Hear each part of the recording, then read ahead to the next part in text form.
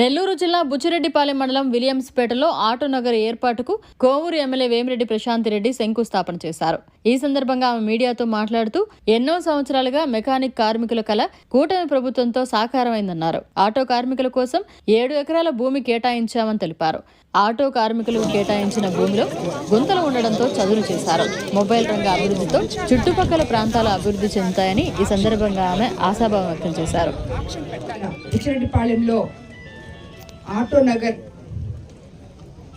కి పూజ చేసుకోవడానికి వచ్చిన తెలుగుదేశం నాయకులు, కార్యకర్తలు, బీజేపీ నాయకులు, జన సైనికులకి అందరికీ కూడా ధన్యవాదాలు తెలుపుకుంటున్నాను.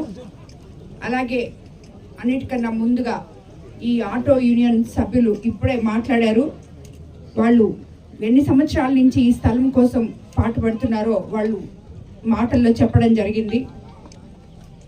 మనము ఇప్పుడు ఉన్నది తెలుగుదేశం ప్రభుత్వంలో అభివృద్ధి, సంక్షేమము సమపాలనలో చేయగలిగిన ముఖ్యమంత్రి కింద మనమంతా పనిచేస్తున్నాము. కాబట్టి ఎప్పుడు కూడా ఆయన అభివృద్ధికి అంటే అడుగులు ముందుకు వేస్తూ వెళ్తూ ఉంటారు.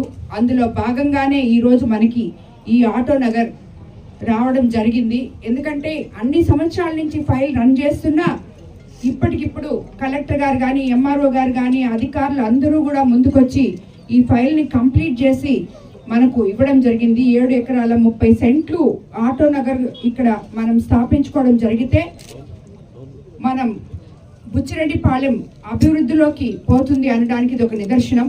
ఇక్కడ చుట్టుపక్కల ఉన్న ఎంతో మందికి యువకులకి ఇది ఒక ఉపాధి కేంద్రంగా కాబోతుంది రాబోయే రోజుల్లో. మరిన్ని అప్డేట్స్ కోసం మన HN9 టీవీ ఛానల్ ని సబ్స్క్రైబ్ చేసుకోండి.